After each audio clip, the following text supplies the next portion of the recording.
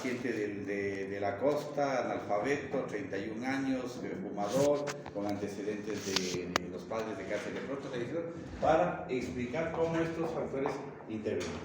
Ahora vamos a buscar, pues han introducido, buscar establecer estas dos diferencias, ¿tá?, en lo que es salud y enfermedad. Entonces,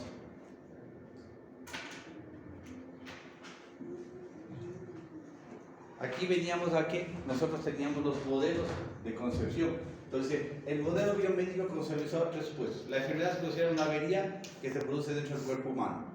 Esto es más cultura general, no es que ustedes tienen que saber, sino solamente entender cómo fue el supuesto del cambio. En principio, la enfermedad se considera una avería que se produce dentro del cuerpo humano y que lo aparta de su estado normal. Estamos aquí en enfermedad. Entonces tenemos tres supuestos. Uno, y les daría mucho ejemplo. Cuando uno está enfermo, se asume, o el modelo asume que está descompuesto, que no puede rendir, que económicamente hay algún problema. Y sobre todo, ¿por qué? Porque el trabajador no asiste a laborar y hay una para laborar, ¿sí? Entonces, ese concepto asume que la enfermedad es una avería, un daño, un dejarle, dejarle incompleto al paciente. Dos, que la mente y el cuerpo deben tratarse por separado. A ver, yo voy a venir una última vez acá, que la vez pasada y acá, ahora yo me voy porque me queda en una cocina allá. Son las 7:30, ¿no? Decir que nosotros estamos 7:30.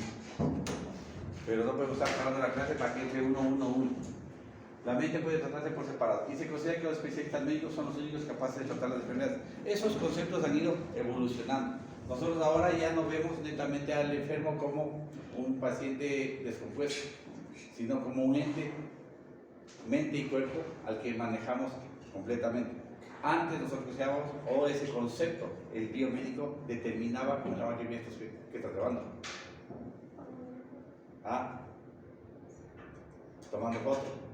No me grabo. No. Y ya sí les voy a poner los slides, dice que se me está bien. Sí. Sí les voy a poner los slides. Ya descargo mañana o pasado descargo. El examen es el miércoles, ¿no? Cargando el día del examen. No, mañana pasado les cargo. O sea, la máxima hasta el fin de semana ya está cargado. Así que no sean bien. Ya les digo, ya.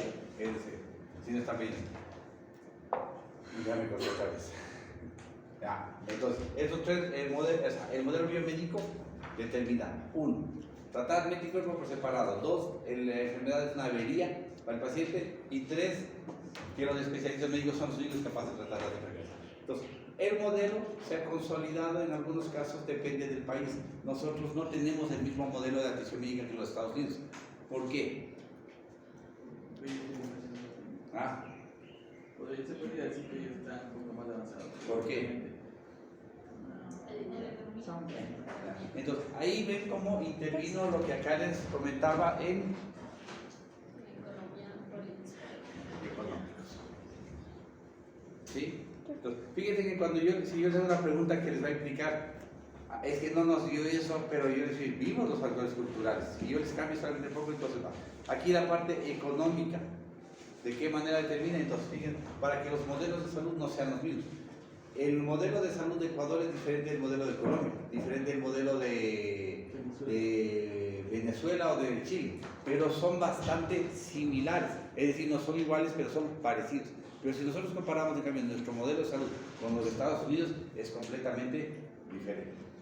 ¿Sí? Porque netamente hay problemas económicos.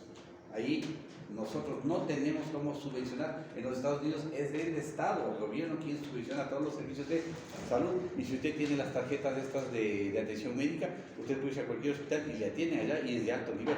Si usted quiere irse porque tengo bastante dinero a las clínicas privadas, le va a costar el triple, el cuádruple, y solamente quien tiene un seguro aparte puede cubrir. En cambio, en Ecuador, el sistema sanitario nacional cubre las demandas de salud.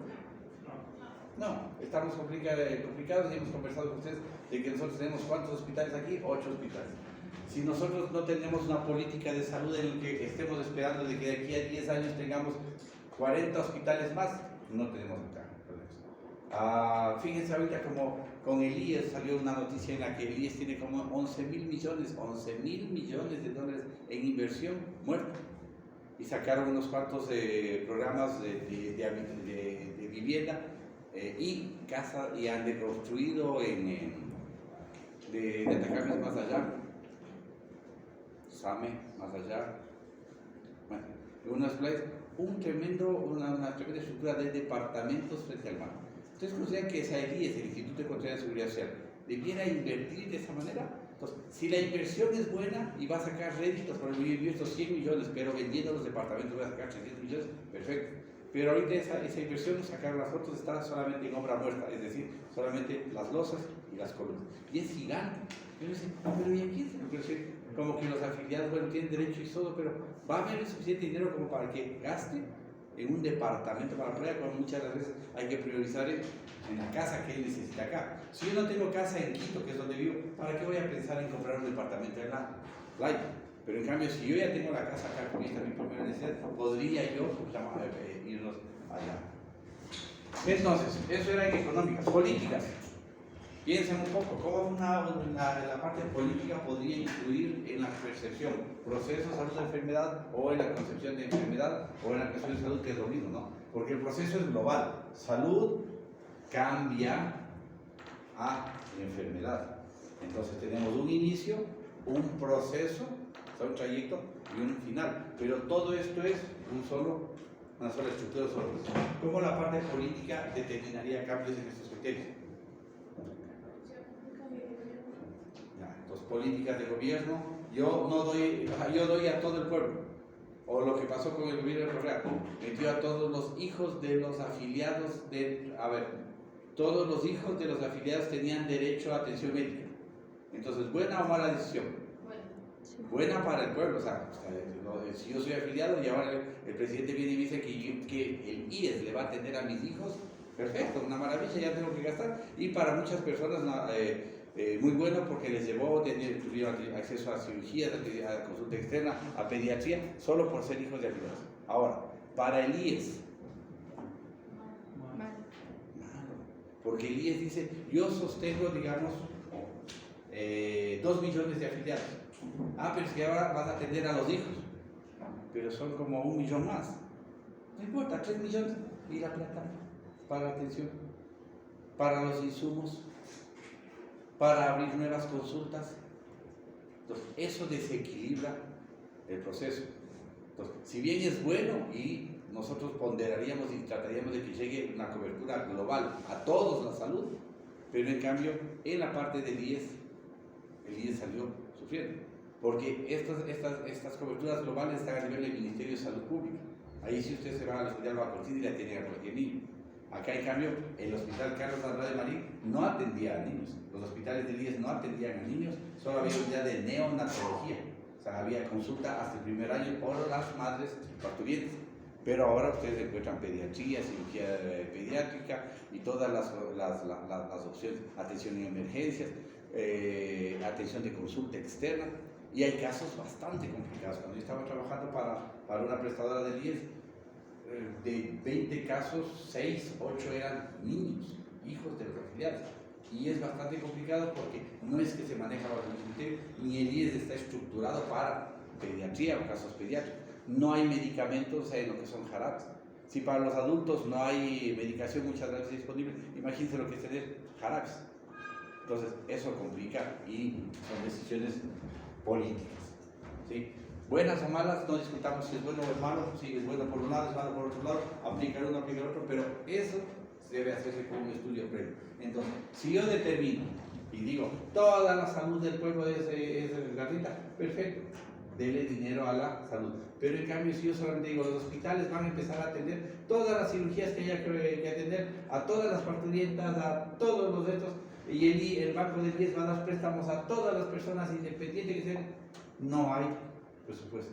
Entonces, ahí es cuando la política mal llevada, en la que solamente es bla, bla, bla, y no se sustenta en criterios técnicos, empieza a darnos problemas.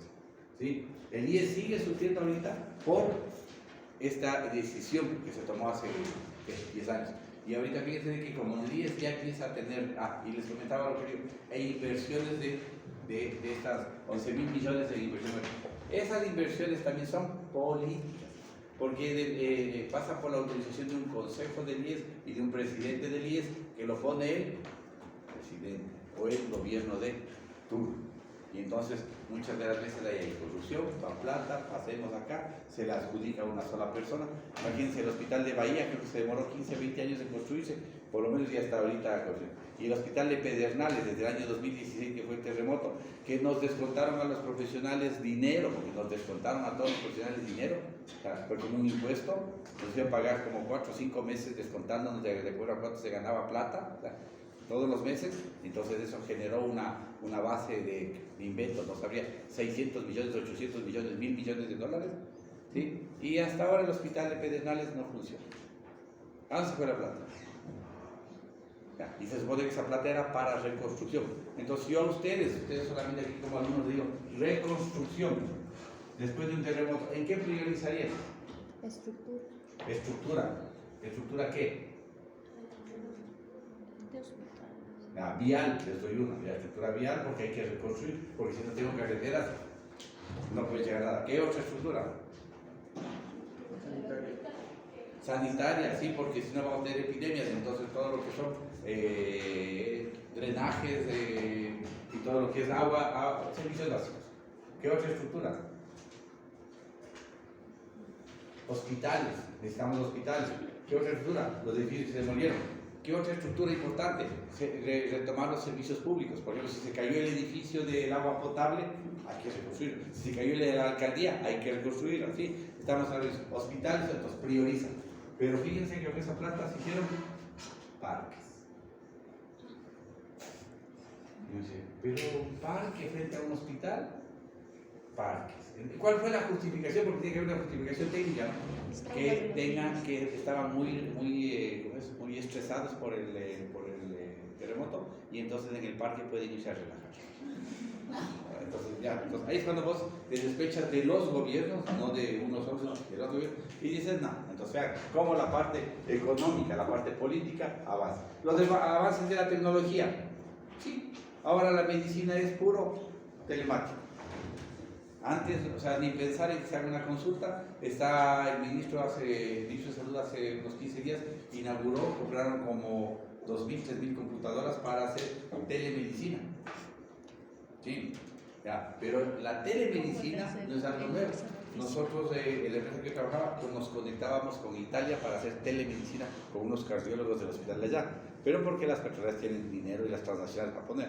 Pero, por ejemplo, solo para hacerles caer en cuenta, no sé, pero telemedicina solo usamos una pantalla. Sí, en teoría.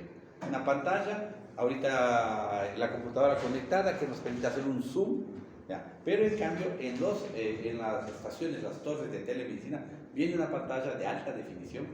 Vienen equipos que entonces se conectan allá directamente y con banda ancha, para que si allá le están tomando un electrocardiograma al paciente, acá me está saliendo en el monitor lo que está tomando allá. ¿Sí?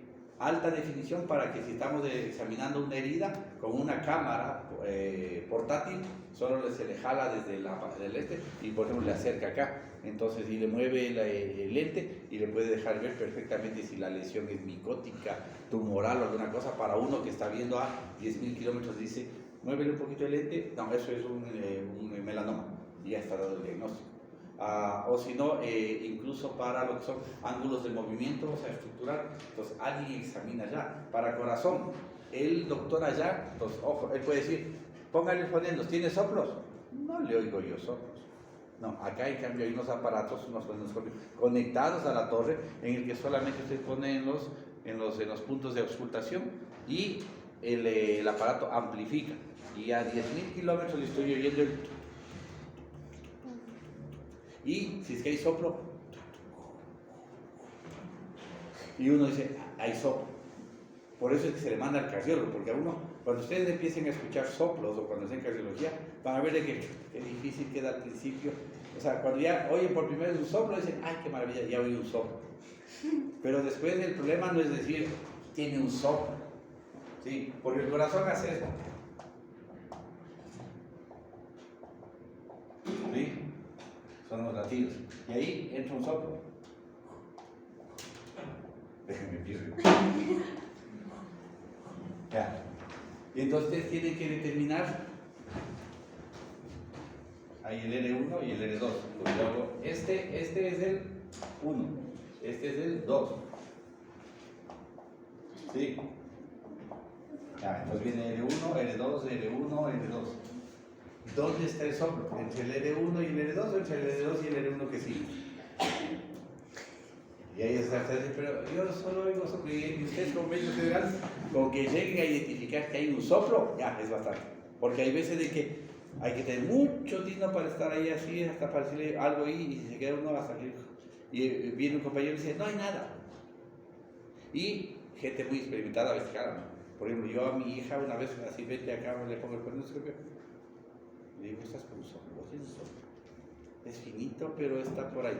No, si la pediatra le ha revisado cuántas veces, y me dice, no, le digo eso. Y le llevamos a donde la pediatra, le digo, doctora, oiga, le digo, hay un soplo. O sea, ya para decirles que es sistólico, mesosistólico, nada. Y ella dice, ahí cuando yo le digo, dice, sí, no, es un finito.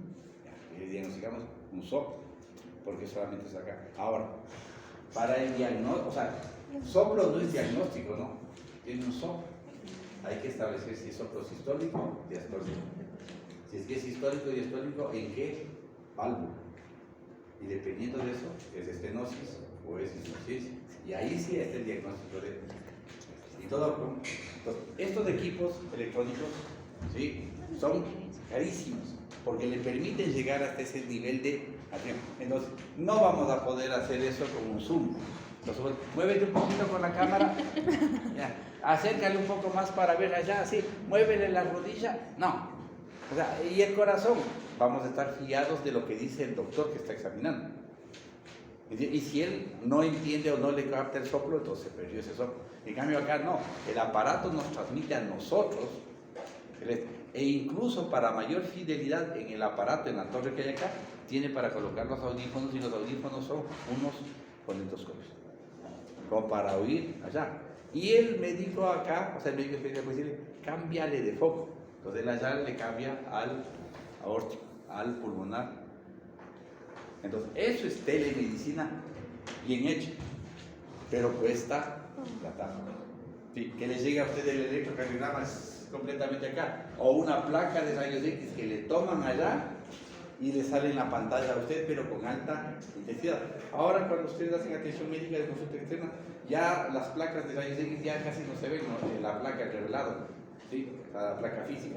Ahora todo es, le tomaron la placa así, entonces se va, pide en el laboratorio, le mandan el archivo y le sale la placa en la pantalla. Es una ventaja porque eso se puede ampliar. Antes uno solo copiaba la placa y así, bien ampliar, ahora puede ampliar. Pero siempre hay cosas que se pasan también con los píxeles, porque va a depender de los píxeles. Y en cambio una placa es una placa. O sea, para los que somos viejos, o sea, con placas, la traumatología es como una placa. Y yo prefiero, siempre me gusta la placa. Ahora, no es que voy a estar pidiendo placa todo eso, porque el cuidado ambiental, la placa solamente sirve para diagnóstico. Y cuando es una fractura, no necesitamos nada más. Son cuando salen así esas imágenes muy pequeñitas, como dice, imprimámosle para verle bien y estarle chequeando. Entonces, y culturales, va a depender de lo que habíamos conversado de si tenemos chamanes o no tenemos chamanes, ¿no? Claro, porque si la gente se nos va al médico, se nos va donde el chamán.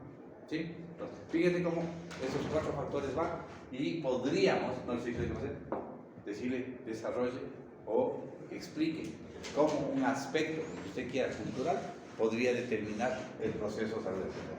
Y con eso se acaba toda esa vaina de... Ya, aquí está, por ejemplo, lo que decíamos del calificado.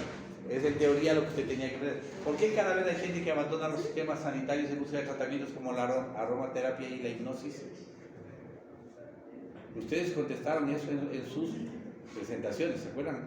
Y yo puedo ponerle ahorita, o sea, porque usted ya se olvidó. Fíjense que ahorita ustedes, los que hicieron el trabajo, se han de acordar que pusieron. Y los que solo asistieron a validar, ¿qué pusiste? ¿Sí? ¿Cuál es la primera? ¿Por qué? Ojo, entiendan, en estas cosas de sociología, ¿sí?, no hay respuesta correcta en el 100%. Porque sí, si vos necesitas una explicación lógica, puede aplicar.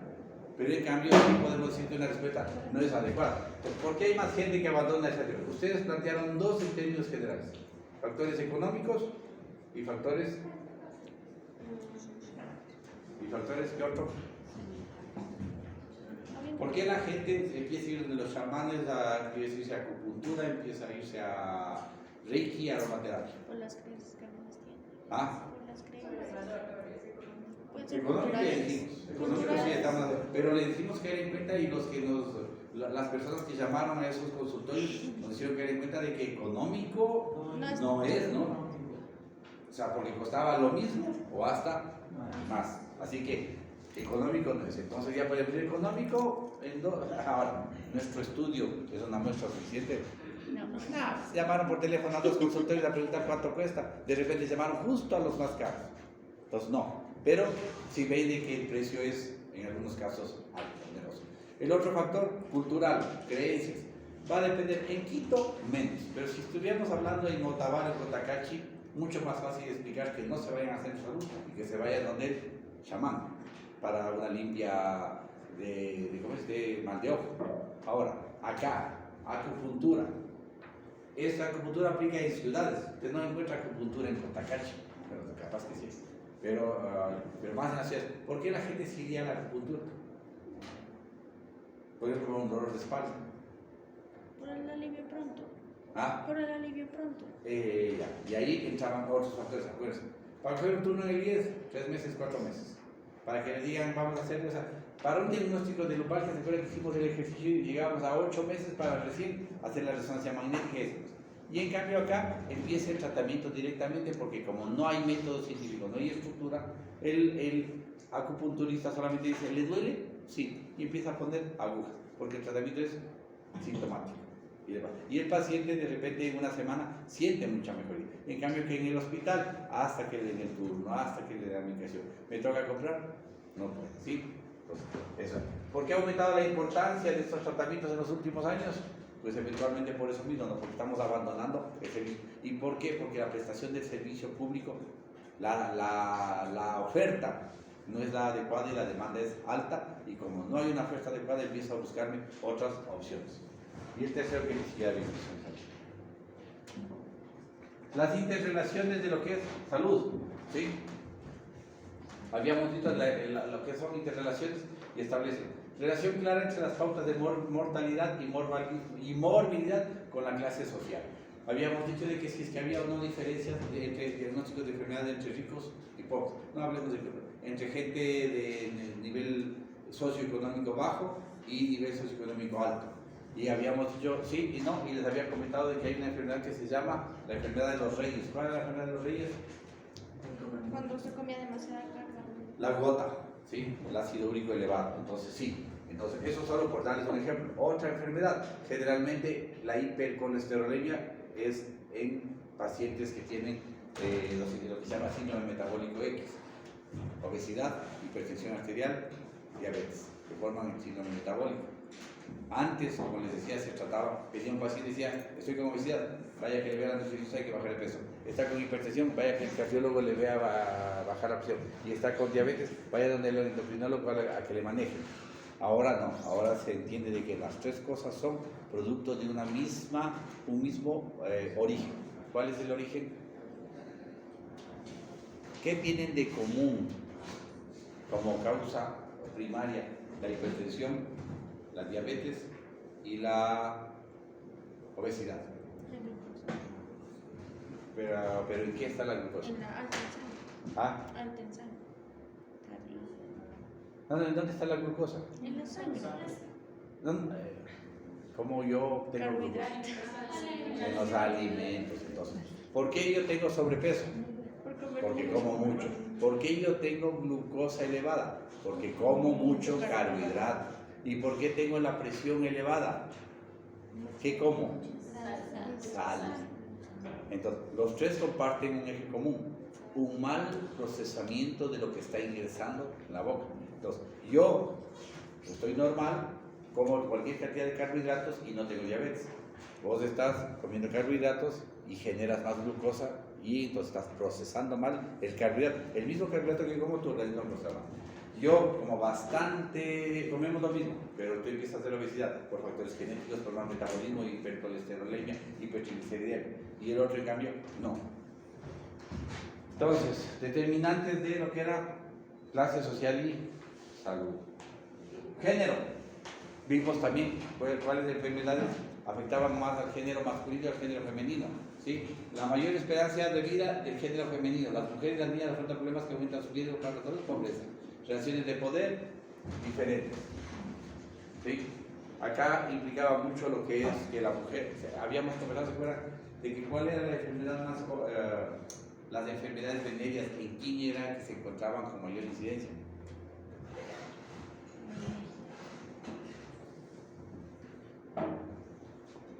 ¿En quién? ¿En qué profesión? ¿En qué actividad? ¿Ah? En las amas de casa, ¿se acuerdan que dije que los amas de que el índice de enfermedades era alto en las amas de casa, justamente? Entonces, esas estructuras son las que van teniendo el que... Y no porque ellas sean las que van y tienen una vida promiscua, sino que netamente los esposos son los que van y empieza a haber una elevación allá. Y todo lo que es niveles de pobreza y... medición del Estado. Entonces ahí sí, esto tiene que saber, va a haber una pregunta acá de ley de indicadores, pero lo que tiene que hacer es, la pregunta va a ser, indique tres indicadores de distribución de enfermedad, las tasas de morbilidad, de mortalidad y de enfermedad en territorio. ¿Cuáles son los indicadores de desarrollo físico? Peso, talla, perímetro braquial y estado nutricional. Ojo, ahí tienen que poner completos, no es que como en el otro examen de que, pero la idea es esa, no. Si son peso, talla, perímetro braquial y estado nutricional son 4. ¿Sí? Indicadores de distribución de enfermedades, 3. ¿Sí? Indicadores demográficos, valoran la condición de crecimiento y movilidad de la población, natalidad, mortalidad, expectativa de vida y fecundidad, 4.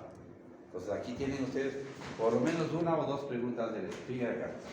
Indicadores socioeconómicos, trabajo, vivienda, ingresos y alimentación. Son los medidores de nivel de salud. No, habíamos visto con ustedes cómo hacíamos el cálculo de las tasas, pero no les vamos a tomar ninguna tasa para que no se hagan lío, porque podríamos decirle, saque el porcentaje de incidencia o prevalencia de tal cosa y ustedes ahí se ponen, pero entonces si no quieren eso, por lo menos tienen que estar pendientes de que vamos a preguntarles qué número. Paradigmas. Paradigma habíamos quedado que era un modelo o patrón. Esto no nos hacemos lío, sociológico, la misión central de nada, y como es nada.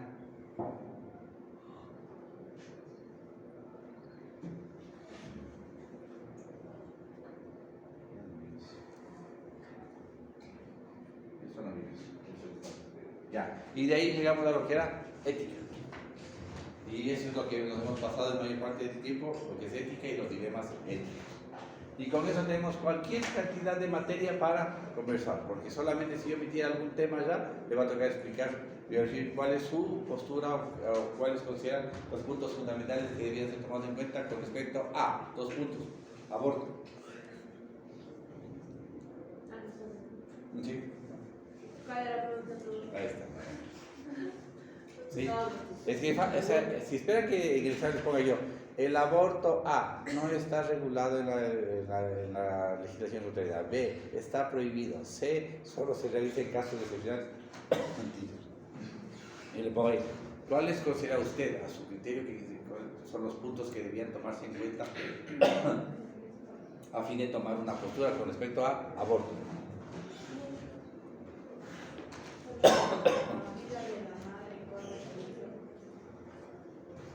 No, esos son los casos en los que vos estás autorizada para hacer eso.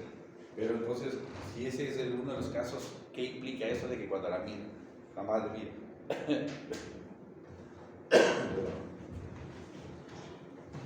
Para yo decir si estoy a favor o en contra del aborto, ¿qué criterios debo tomar en cuenta? Yo, pero usted mismo pregúntese, a ver, ¿yo estoy a favor o en contra? Si estoy en contra, ¿por qué? Y si estoy a favor, ¿por qué? Pero, entonces, el por qué, usted le pasa algún criterio más general. Es religioso.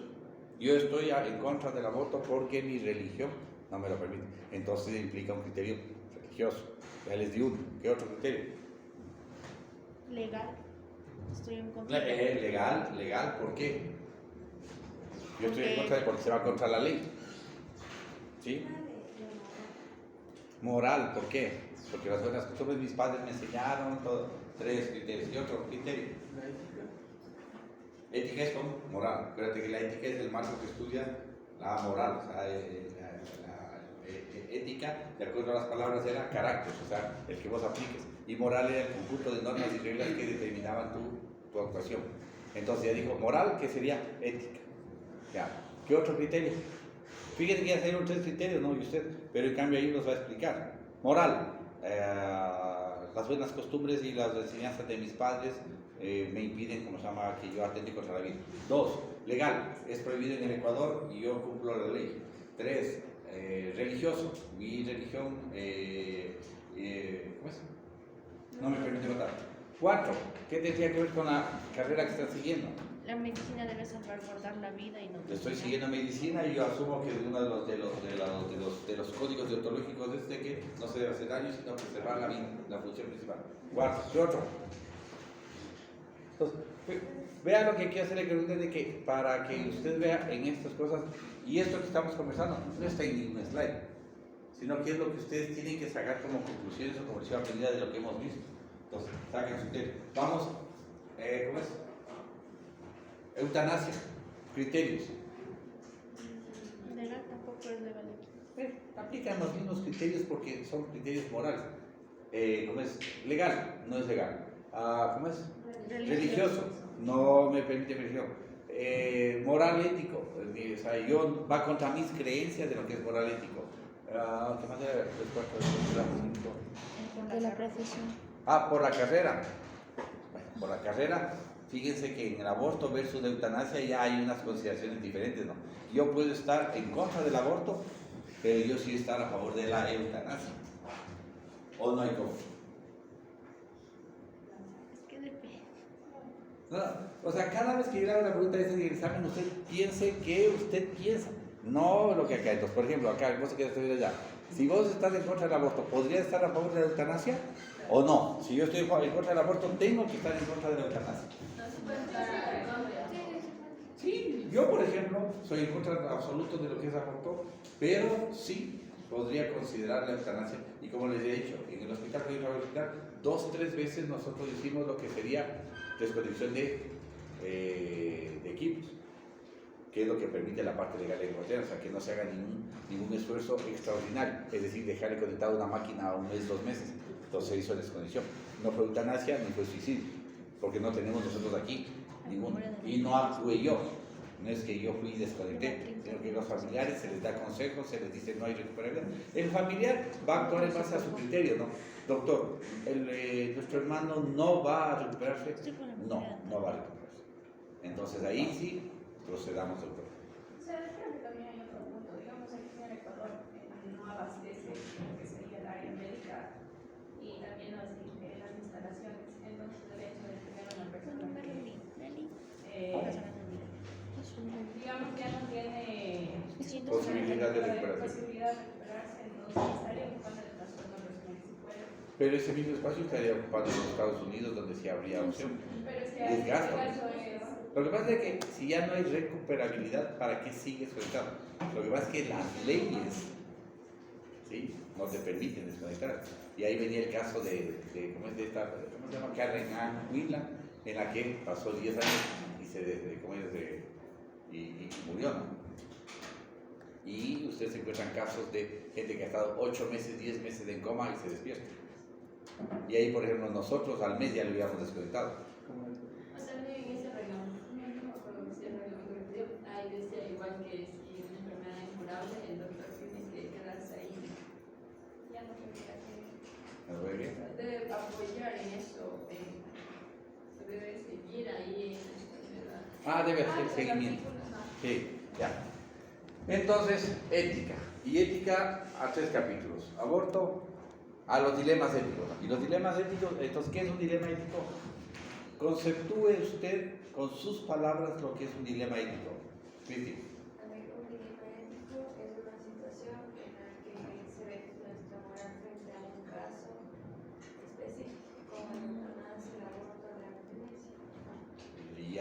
te falta algo. Otra persona que es el concepto de dilema ético. Estaba bien hasta, es una situación, el dilema ético tiene, pero ahí te faltaba lo que es, bueno, no sé dijiste también. Pero el dilema ético es 2 opciones, ¿no? O 3 opciones. Que las 3 son viables, las 3 son correctas, pero que la toma de una de ellas va a perjudicar a otra y va a generar algún daño o prejuicio. Entonces ahí sí vamos. Las de medicina, las más comunes, las más importantes, aborto, eutanasia, eugenesia. Pero les hacía caer en cuenta de que, por ejemplo, lo que es transfusión de sangre en un paciente de testigos de Jehová en los que no está permitido, no es aborto, no es eutanasia, no es eugenesia, pero es un dilema ético. ¿Procede o no procede? Está en riesgo la vida del niño, pero el papá no autoriza. Si procede, le demanda. Yo soy el papá, yo no autorizo, doctor, usted no puede hacer Pero nada. la ley que apoya a la niñez. Ah, ya bien, por eso es dilema ético. Pero y usted como médico está complicado, porque a ver, ponte en lugar, yo soy el papá, viene y me cuenta, su niño está con anemia, está esperando, está echando cosas en shock, hay que transfundir. No, doctora, lo siento, yo en mi religión no me lo permito. No le autorizo. ¿Qué hace? Entonces ahí es que les decía, solo en las películas de guiar, en la anatomía de Grey, ¿qué hace el médico ahí? No es igual. Exacto, no hace igual y se siente orgulloso porque salvó la vida del niño y todo, y después el papá que le iba a demandar, después dice no, gracias doctor, lo siento, y se retira y todos felices. Acá en cambio no, acá de repente le transfundes, le salvas la vida al niño y el papá te demanda y te vas preso. No, pero sí, ya bueno, no, o sea, el papá no me permite que el niño murió. Y luego el papá quiere denunciar porque el hijo murió. No, pues por eso es que te digo, o sea, él murió porque no decía, si murió por hemorragia, el papá no lo realizó. Porque cuando vos le vas a pedir al papá el permiso para transfusión, le explicas cuál es la necesidad, como en el consentimiento informado. Explico para qué, cuál es el beneficio y cuáles son los riesgos. No puedo llamar en ese momento a trabajar como social, porque está poniendo en riesgo la vida de mi hijo.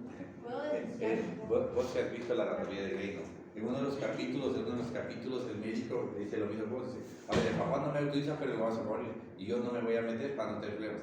Entonces, él hace una denuncia y pide que un juez vaya a tomar la decisión. Y la ley que Entonces el apoya juez a la fue y niñez. él autorizó. Entonces el médico no se metió en líos, porque fue necesario. Y el papá estuvo obligado por ley a permitir la transfusión. Entonces, ¿podrías eso? Sí. Pero el trabajo social no te hace nada. ¿El trabajo social qué hace? Si ellos serán leyes, ellos serán jueces. Nada, esto es trabajo social. Llamas al trabajo social y te dice, no, doctorcita, no hay nada que hacer. Es que los papás son así mismo. Y si denunciamos hasta que nos den un juez, se mueve el huevo. Así que, vea, doctor, y mejor no se mete en eso. No puede pasar algo mejor que, por ejemplo, el papá no autoriza, pero porque la persona entendió bien el médico lo que va a hacer y el niño se muere y luego es como que sí, pero yo no sé si se va a morir, que le denuncia. Porque el papá no entendió. Ajá, sí, lo que le van a hacer, entonces no autorizó. Ya. Y se muere el hijo. Y ahí, cuando usted da una explicación y alguien no entiende, ¿es culpa del que explica o del que no entiende? Y el que no explica también, ¿no? Porque, por ejemplo, nosotros cuando hacíamos programas de previsión y seguridad industrial, uno dice tiene que ser explicado y entendido. Porque yo puedo explicar, pero ustedes no entienden. Y lo que tiene que ser explicado, entendido. Entonces, el médico tiene la obligación de verificar que se haya entendido. ¿Me entiendes? O sea, el paciente sí puede decir, ¿por qué? Porque si se van a juicio, el papá dice, yo no entendí. El médico dice, yo le expliqué bien. Y el otro puede, el papá decir, pero yo soy médico, doctor. O sea, usted pensó que yo me dijo una palabra anemia. Y lo que yo me pasaba con usted a veces, ¿no? Que ayer, con usted era que dijimos paludismo, y me dicen, ¿qué es paludismo? Y entonces a veces yo, claro, por supuesto que es paludismo, pero está en el primer año, entonces todavía no han visto, no han oído paludismo. Y de ahí salía lo que les decía, consentimiento informado. Entonces, ¿podría yo hacer un consentimiento informado?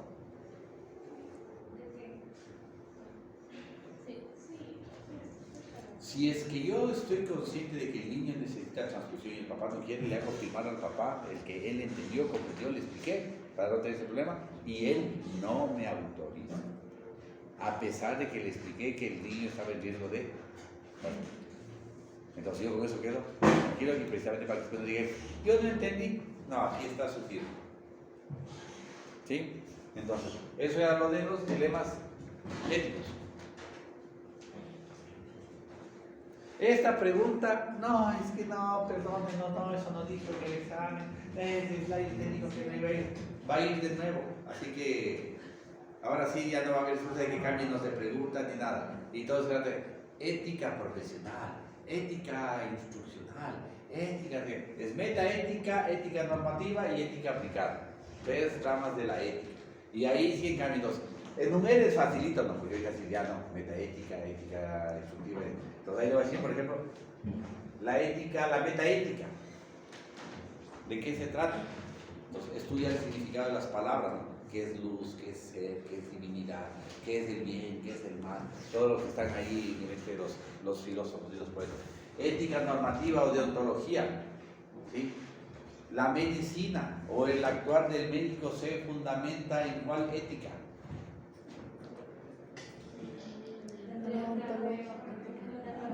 En la normativa, pero ya se pueden hablar en la normativa o deontología, por eso revisamos el código deontológico. Pero si el médico quisiera estudiar un poco más y ver, estoy haciendo un estudio acerca de los pacientes que se mueren y ven la lucecita, el túnel al final, la luz al final del túnel, ¿sí? Y comprender esa paz, esa luz. ¿Cuál ética estaríamos ahí? Metaética. Entonces, el significado. La metaética se va a esos significados abstractos: luz, Dios, deber, moral, civismo. Metaética normativa nos da a nosotros los criterios éticos y hemos revisado todita esa estructura legal. Y la ética aplicada, la aplicación de las normas éticas morales a situaciones concretas. Bioética, que es lo que estábamos viendo, y ética normativa. Ética en la investigación científica, comité de investigación, comité de ética en la investigación científica y comités de ética asistenciales, o sea. Y ahí entramos a lo que nos varía. Entonces, fíjense que las dos éticas que veíamos al principio y al final, les dejamos a un ladito y nos metemos a la que nos interesa a nosotros netamente, que es la deontología, ¿sí? O ética profesional. Entonces, la ética normativa o ética profesional aplicada a cualquier profesión puede denominarse deontología. Entonces, ética profesional o deontología. Y en la medicina se llama deontología médica. Y habíamos visto de que dentro ya del estudio de la deontología, entonces, ¿cuáles eran los criterios de ética profesional? Entonces, si ustedes se pueden ver de que nosotros vimos competencia, confidencialidad, secreto, respeto entre colegas, inclusión, responsabilidad. Fíjense de que estos 5 o 6 parámetros están en diferentes capítulos en el código deontológico que revisamos. ¿Sí? ¿En qué dice con respecto al código deontológico y con respecto a la competencia profesional?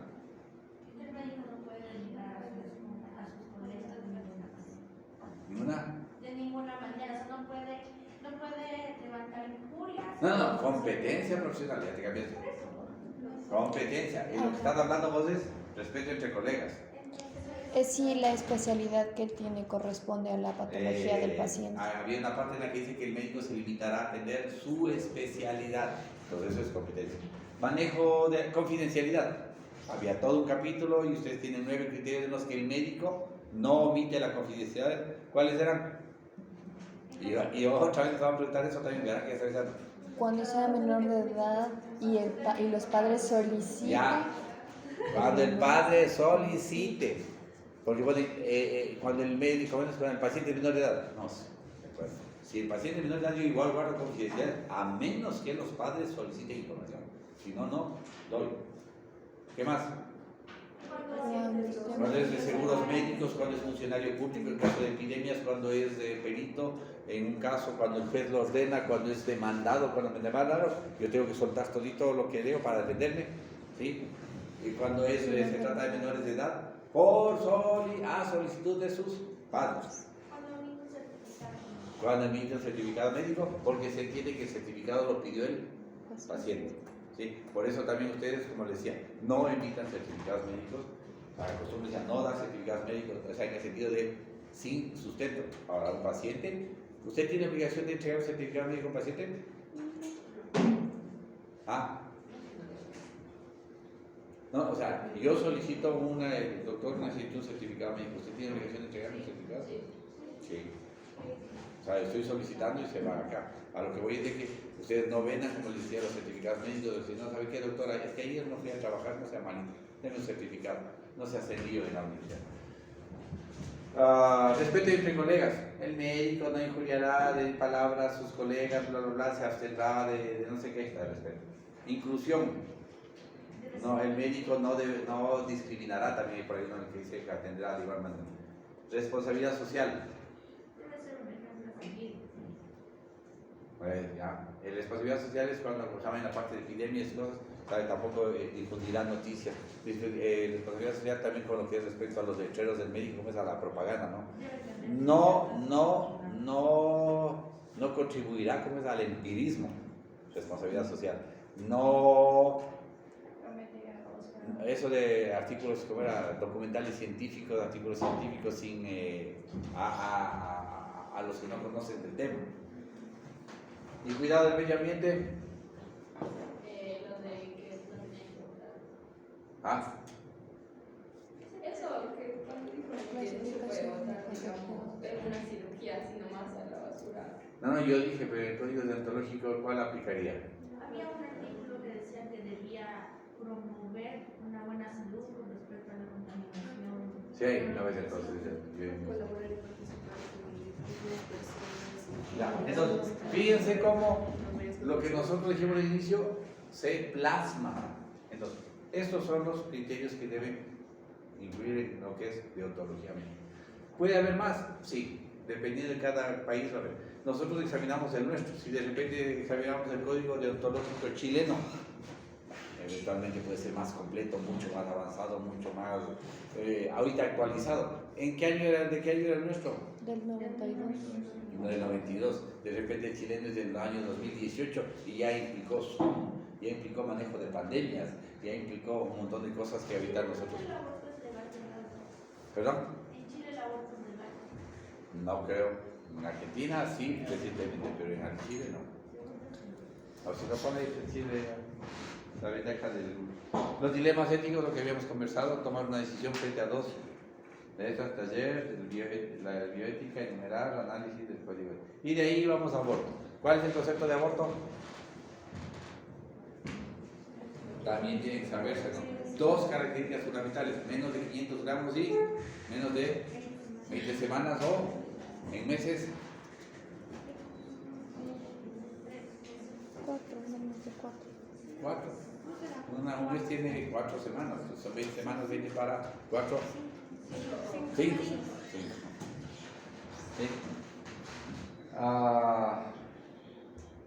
¿Qué era la eutanasia? Bueno, de aborto, preguntas que van a salir de nosotros. ¿Cuál es el concepto? Entonces, menos de 500 gramos, menos de 20, de 5 meses. 1, 2. ¿Permitido o no permitido en el Ecuador? No. Salvo. ¿Saben que acá se priva la vida o la mujer tenga, o los padres tengan antecedentes de que pueden nacer con alteraciones o haya estado expuesto a agentes teratónicos? Sí. O sea, cuando hay riesgo, cuando hay violación. Espérate, en el estado, no sé si les puse yo aquí.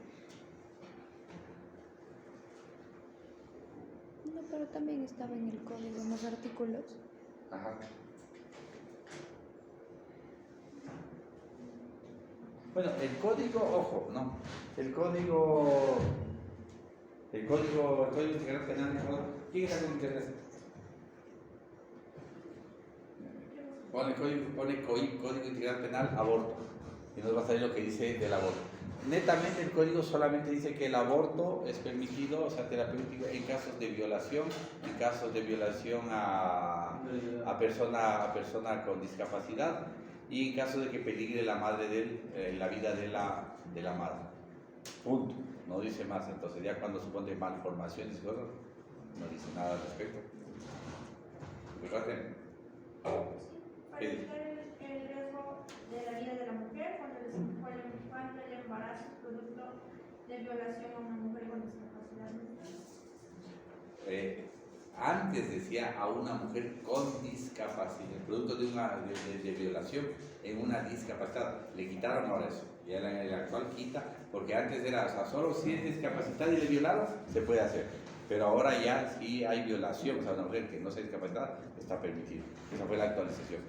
Y evitar riesgos para De la mamá. Pero fíjate de que entonces no dice para nada si es que el niño va a nacer con malformación, nada, sino solamente dice. Ya. Ahora, el médico, el informe médico será el que determine si hay o no hay riesgo para la madre. Y esto tienen que saberse, porque si no les pregunté esta vez, les voy a preguntar cuál es la diferencia entre sedación terminal y suicidio asistido.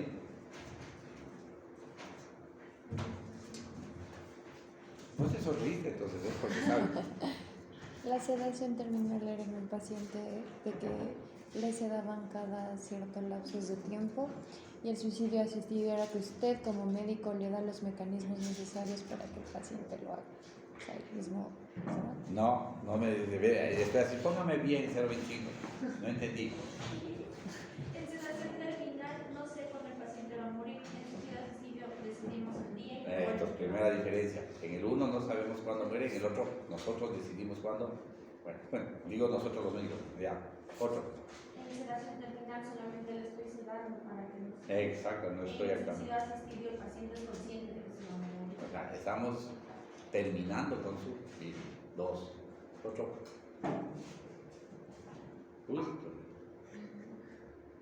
En sedación terminal. En sedación terminal, la muerte llega como producto, o sea, como evolución natural de la enfermedad. Está agonizando, se va a morir.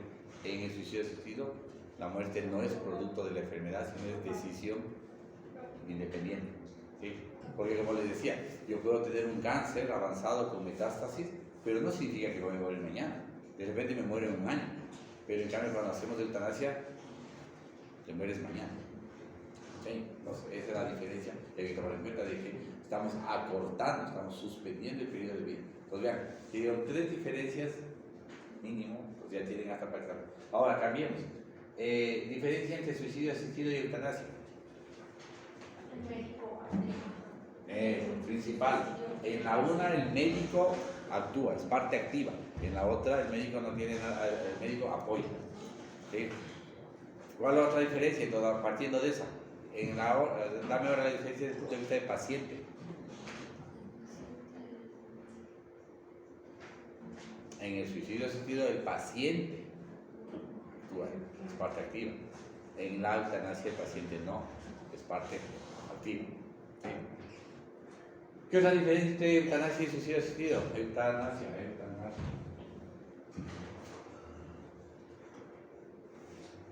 Bueno, hay más semejanzas, ¿no? En las dos sabemos, o sea, en las dos interrumpimos la vida, suspendemos el proceso de la vida, y en las dos sabemos cuándo va a suceder.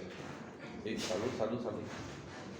Y, otra vez, ¿cuáles son los fundamentos, los parámetros imprescindibles, indispensables para proceder con una eutanasia en los países donde está permitido? Dolor intenso. Consentimiento libre e informado. Verán que entonces, no es que siempre puse, aquí está la palabra consentimiento, no, libre e informado. 2, enfermedad grave e incurable. Ay, yo le puse que ahí era enfermedad grave. Una hipertensión arterial, una hemorragia, ¿es grave?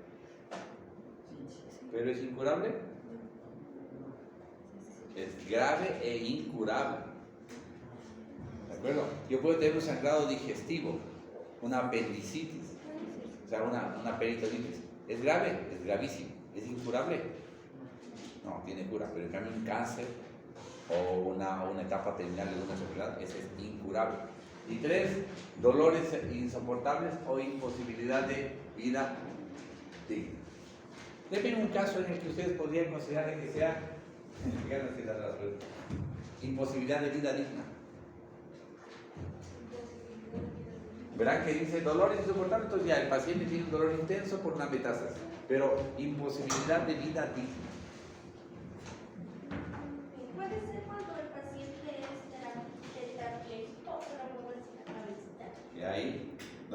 posibilidad de vida. No puede moverse así, tiene que depender toda la vida de una persona.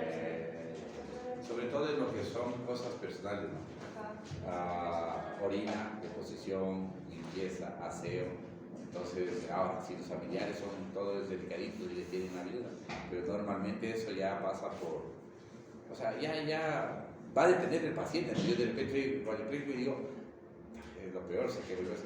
Cuando ustedes vayan a los hospitales van a ver que, por ejemplo, cuando hay paraplegias, o sea, los pacientes con sección medular, a ellos no tienen control de esfínteres, ¿sí? Entonces, ¿cómo orina? Pero sí, en principio les ponemos sonda, pero no podemos dejarles con sonda toda la vida. Así que ya pasó la época de la sonda. ¿Cómo hacen? Pañales, ¿se imaginan? O sea, lo mismo que las mamás cuando les ponen a los pañales, se orina ahí, en un adulto. No es decir, y económicamente, ¿cuánto va a costar esos pañales, los Tena para adultos grandotes? Y orines nada más ahí. No. A ver, ¿cómo orinará un paciente en el hospital? Vamos a estar en el hospital. Estamos en el hospital. Entonces, esa vejiga se llena, como cualquier otro, porque los riñones están funcionando. Lo que pasa es que él no tiene control de esfínter, entonces él no puede decir, a ver, me voy al baño y voy a orinar. Entonces nos toca sondear.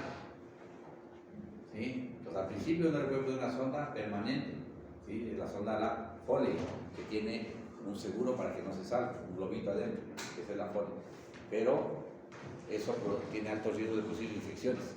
Entonces no le puedo tener al paciente un mes con mi sonda, 3, 4 días y retiro la sonda. Ya, pero entonces me toca sondear. Entonces uno pone como médico indicación, sondaje vesical cada 6 horas. Entonces hay unas otras sondas que se llaman las Nelaton. ¿Sí? Esas no tienen seguro. Entonces ahora entran y se tienen que sacar inmediatamente, porque si le dejara de ahí, se va a salir. No tiene un seguro. Ya. ¿Quién hace el sondaje? El interno rotativo. Les va a tocar hacer sondajes. Y ahí pregunten a cualquiera de las doctoras que han pasado ya todas las experiencias que pueden tener durante los sondajes. ¿Cuál es la más probable? No. Erección se da. Sí, pasa, no es que él no te da, imagínate, el pobre paciente ahí viviendo una antena rotativa toda atractiva y viene, señor, le voy a sondear. Y la interna, en cambio, y ahí que no, yo a ese man no le voy a ver. Y sí, tenía razón, entonces los varones nos tocaba hacernos cargo de los sondajes. Pero ojo, porque uno también entiende que la compañera, y que es delicado, pero tiene que aprender por las sondas. O sea, y que el señor tenga una erección no es de que, no, ese man, cada vez que voy, no. Ahora, hay pacientes y pacientes, hay unos pacientes también que ya le ven a X personas y no, con ella. Y con ella hacen sus cosas. Entonces, ojo, sondaje. Entonces, fíjense qué tiene que hacer. A ver, entonces, al paciente, al parapléjico, se le enseña a sondearse él mismo. Porque él está en el hospital, entonces tenemos la linterna rotativa. Eso no es el auxiliar, ¿no? De vez en cuando puede apoyarles, pero es el interno rotativo, es personal médico o la enfermera. Y la enfermera es así, ese funciona el interno rotativo. O sea, porque los médicos tienen que pasar por eso. O sea, después se los jefes de las enfermeras, pero hasta que ustedes sean graduados, las enfermeras mandan. Y llévense bien con las enfermeras en los pisos donde vayan, llévense bien. O sea, altaneros. Ellas desde que les hace hasta que uno es médico. Después de que es médico le respeta, pero antes de eso. Y después hasta se acuerdan que sí, yo le conocí cuando era estudiante. A nosotros era, y cuando era residente, vi que cuando vino era calladito, nomás. Ahora es el jefe. Ya, entonces tienen que aprender eso ya. Pero entonces al paciente, cuando ya va a salir con el alta, tiene que aprender a sondear. Entonces se le enseña a sondear al paciente. Entonces él mismo está. Pero eso con él. Y ahora la deposición.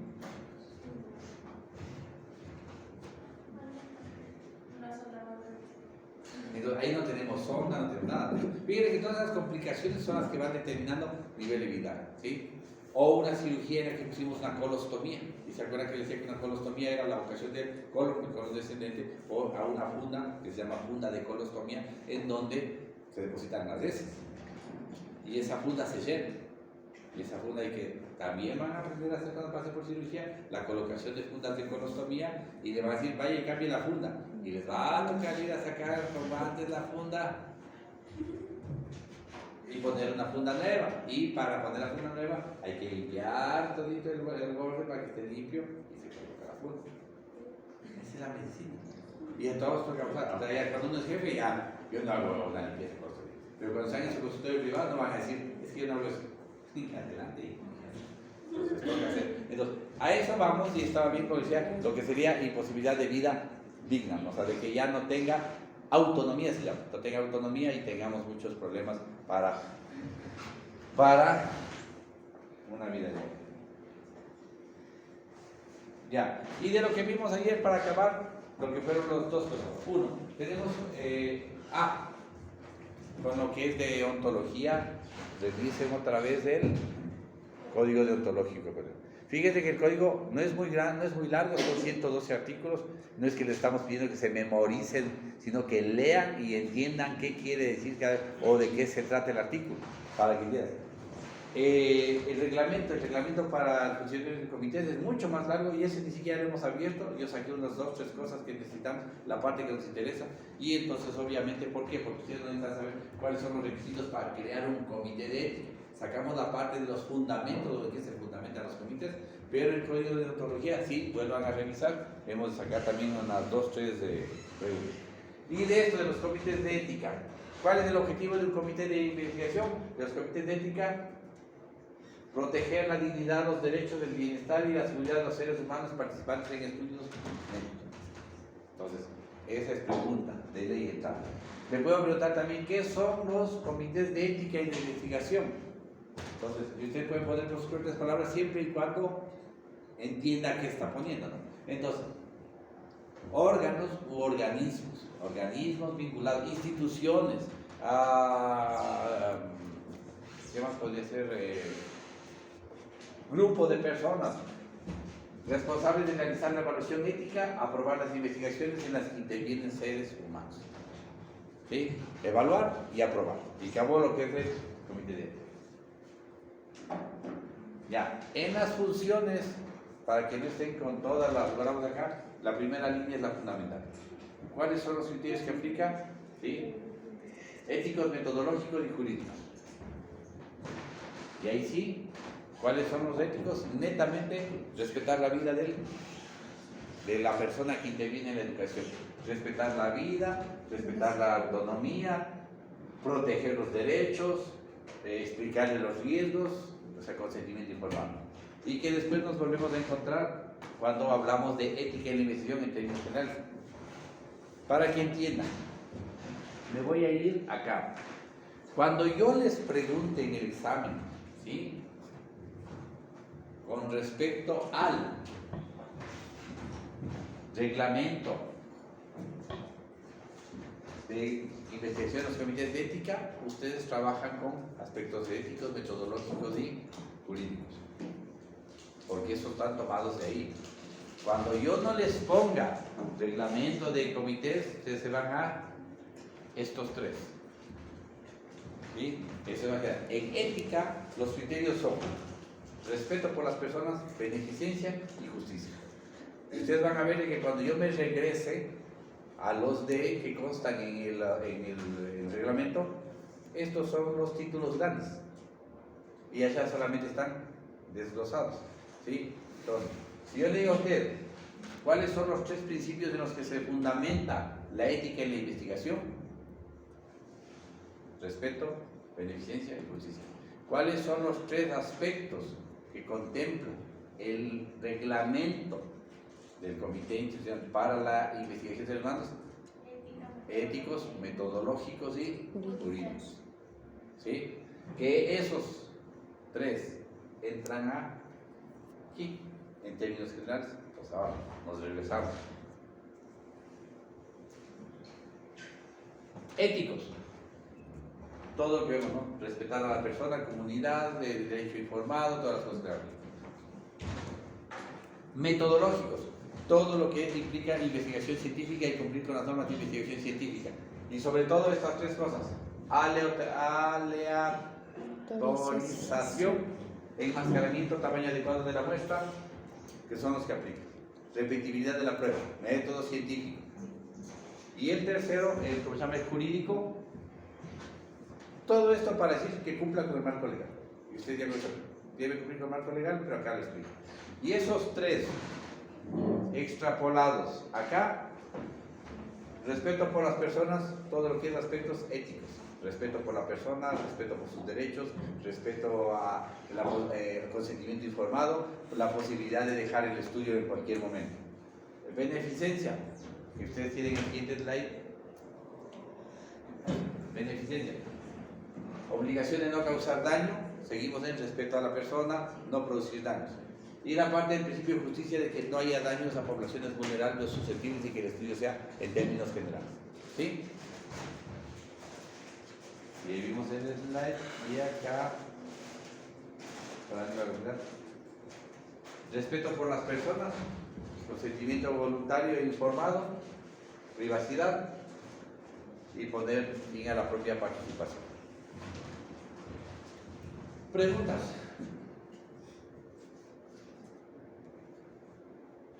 Nada. Miércoles tenemos a las 7 o a las 9. Estos son los dos paralelos, ¿no? Los dos damos a las 7. Y tenemos aulas. Sí, que está aula. No, el miércoles.